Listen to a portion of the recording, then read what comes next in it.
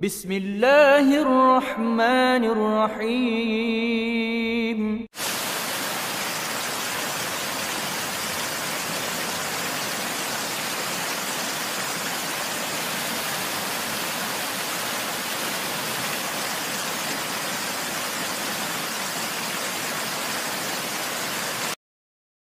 Satu tahun berikutnya saya menjadi salah satu ketua dengan jumlah anggota terbesar di tanah air kita. Dan setelah itu saya masuk biara menjadi seorang biarawati atau suster. Ibu dan bapak, jujur-jujur saja saya tidak pernah bercita-cita menjadi seorang muslimah. Cita-cita saya menjadi seorang biarawati dan saat itu sudah tercapai. Namun pada saat justru saya sudah mencapai cita-cita saya, disinilah Allah menyelenggarakan kehidupan hambanya. Pada saat saya di biara, dari seluruh mereka yang masuk biara hanya ada 2 orang saja. Satu adalah diri saya yang diberi tugas khusus, yaitu untuk kuliah di biara dan sekaligus kuliah di Institut Filsafat Teologia yang disebut Seminari Agung, pendidikan akhir pastor. Di sanalah saya menekuni comparative religion, termasuk menekuni Islamologi. Tapi Islamologi yang saya terima di sana bukan untuk menyatakan Islam agama yang hak, tapi sebaliknya untuk menyatakan Islam agama yang jelek. Mereka menyatakan, kalau Anda ingin tahu tentang Islam, lihat saja umat Islam di Indonesia. Maka di Indonesia ini orang yang melarat agamanya apa? Islam. Yang bodoh agamanya apa? Islam. Yang kumuh di bantaran sungai agamanya apa? Islam. Yang kehilangan sandal sepatu hari Jumat siapa? Islam. Yang gak mau bersatu, bercerai-berai terus siapa? Islam. Yang jadi teroris siapa? Juga dikatakan Islam. Maka teman-teman saya sepakat dengan kesimpulan bahwa kalau begitu Islam agama yang jelek. Pada saat itulah saya katakan penyimpulan itu belum benar. Islam jangan hanya dilihat di Indonesia, coba kita lihat bagaimana di negara-negara yang lain. Saya kemukakan contoh, coba kita lihat bagaimana di Filipina.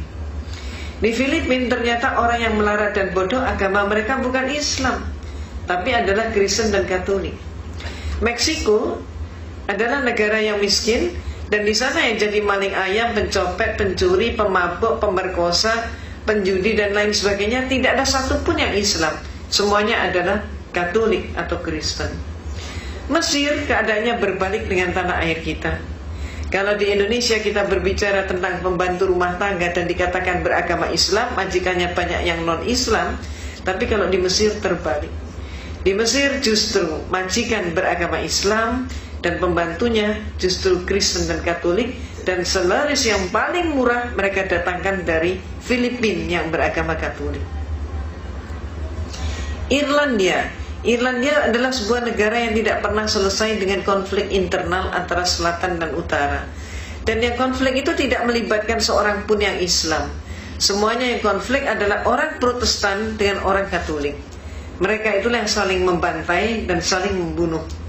Dan oleh masyarakat Eropa, yang dijuluki sebagai teroris itu adalah Irlandia dengan julukan khusus sebagai teroris Eropa. Lebih lanjut lagi kita ke Italia. Di Italia yang menjadi gembong obat bius dan perjudian, tidak ada satupun yang Islam. Semua mafioso beragama Katolik. Maka saya katakan kepada dosen saya, pater sebutannya, pater atau pastor, saya katakan pater, tidak terbukti bahwa Islam jelek. Maka saya kemudian mengajukan solusi sekaligus usul, minta izin untuk mempelajari Islam dari sumbernya sendiri. Izin diberikan, tapi dengan satu instruksi, mencari kelemahan Islam. Inilah untuk pertama kali saya berkenalan dengan Islam. Pertama kali saya ngaji, saat itu saya masih di biara dengan kapasitas sebagai seorang biarawati. Tapi ketika saya memandang kitab suci Al-Quran, melihat huruf hijaiyah, saya pun jadi bingung. Ayat ini mana yang depan, mana yang belakang, mana yang atas, mana yang bawah, bingung sekali. Saya amati bentuk hurufnya, lebih bingung lagi. Hurufnya ini kok panjang-panjang, bulat-bulat seperti cendol. Saya nggak mampu. Maka akibatnya, karena keterbatasan waktu, Saya putuskan saya harus ngaji dari terjemah. Ketika pertama kali saya memegang terjemah, apa yang terjadi? Keliru juga. Ayat Allah yang saya pelajari itu bukan dari depan ke belakang, tapi kebalik dari belakang ke depan. Dan akibatnya yang pertama kali saya pelajari adalah surat Al-Ikhlas. Qul huwallahu ahad, Allahu samad, lam yalid wa lam yulad wa lam yakul lahu kufuwan ahad.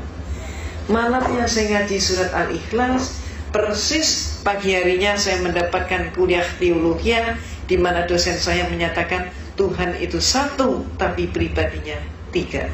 Inilah penyelenggaraan Allah. Sehingga malam harinya ada kekuatan yang mendorong saya untuk kembali ngaji. Allahu ahad. Ini yang benar menurut suara hati saya begitu.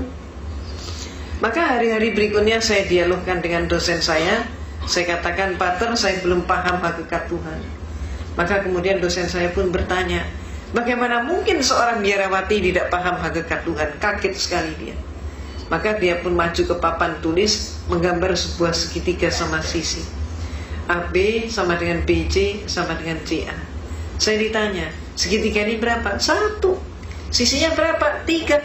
Itulah Tuhan itu satu tapi pribadinya 3, kata dosen saya. Maka kemudian saya pun mengatakan, kalau demikian Pater, suatu saat nanti kalau dunia sudah semakin maju, ipteknya pun semakin berkembang, Tuhan itu kalau cuma 3 pribadi tidak akan mampu untuk mengurus dunia.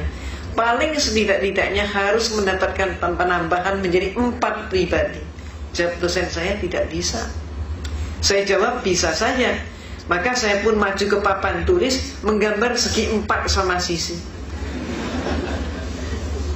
Kalau dosen saya menyatakan Tuhan itu pribadinya 3 dengan menggambar segitiga, maka saya gambar segi 4 sama sisi, sah-sah saja kalau saya katakan Tuhan itu pribadinya 4. Apa kata dosen saya? Tidak boleh. Kalau tadi tidak bisa, sekarang menjadi tidak boleh. Maka kemudian saya tanya kenapa? Jawabnya, ini dogma. Dogma adalah hukum atau aturan yang dibuat oleh pemimpin gereja. Maka saya tanya, Pater, kalau saya belum paham dogma itu bagaimana? Dia mengatakan, Anda paham atau tidak, terima saja, telan saja, dan jangan dipertanyakan. Kalau Anda bertanya, kalau Anda ragu, hukumnya dosa. Walaupun saya sudah dijawab seperti itu, tapi malam hari ada keinginan yang demikian kuat untuk kembali mengkaji Al-Quran. Demikian terus-menerus terjadi, sehingga saya pun semakin ingin berdialog dengan dosen saya tentang masalah konsep Tuhan, tentang masalah tauhid, kalau kita menyebutnya demikian. Maka antara lain saya pernah bertanya, Pater, yang buat meja ini siapa? Saya pernah bertanya begitu.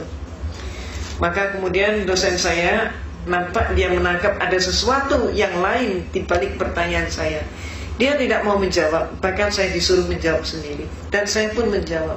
Saya katakan, Pater, kalau menurut saya yang membuat meja ini pasti tukang kayu. Lalu kenapa? Pasti tanya lagi dia.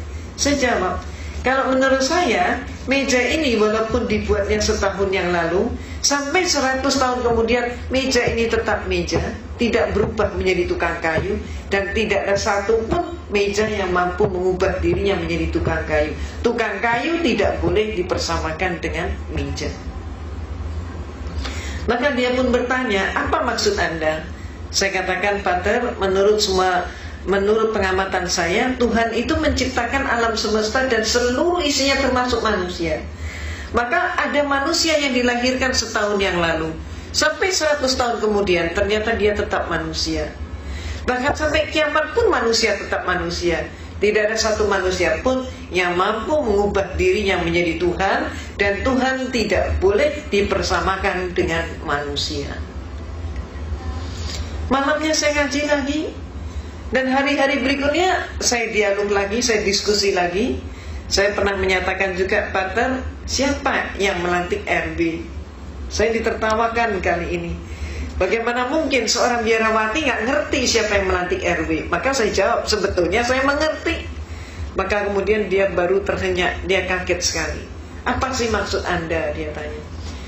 Coba menurut Anda siapa? Coba silakan jawab. Bertubi-tubi saya dihitungkan. Dan kemudian saya katakan, Pater, Kalau menurut saya, yang melantik RW pasti eselon di atasnya, lurah ataupun kepala desa. Kalau sampai ada RW dilantik oleh RT, maka jelas pelantikan itu tidak sah. Demikian pula ada 100 orang kopral bermusyawarah untuk mengangkat salah satu teman mereka menjadi seorang jenderal. Walaupun yang melantik 99 orang, tetap saja pelantikan itu tidak sah. Apa maksud Anda? Dia tanya. Maka saya katakan, Pater, menurut pengamatan saya, Tuhan itu menciptakan alam semesta dan seluruh isinya termasuk manusia. Manusia hakikatnya sebagai hamba Tuhan. Maka kalau ada manusia melantik sesamanya manusia menjadi Tuhan, jelas pelantikan itu tidak sah. Malamnya saya ngaji lagi, terus seperti itu. Dan kemudian saya diskusi lagi, sampai pada klimaksnya saya bertanya tentang sejarah gereja. Saya katakan, Pater, menurut semua literatur yang saya pelajari dan kuliah yang saya terima, Yesus yang oleh umat Islam disebut Nabi Isa alaihissalam, ternyata Yesus itu untuk pertama kalinya dilantik menjadi seorang Tuhan. Peristiwa itu baru terjadi pada tahun 325 Masehi. Jadi sebelum tahun 325 Masehi, Yesus belum jadi Tuhan. Yang melantik Yesus jadi Tuhan siapa? Yang melantik Yesus jadi Tuhan adalah seorang raja Romawi, yaitu Konstantin. Pelantikannya terjadi dalam rangka sebuah konsili.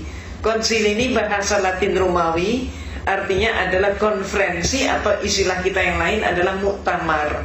Terjadi di kota Nizea. Maka disebut konsili Nizea tahun 325 Masehi. Ini untuk pertama kalinya Yesus jadi Tuhan.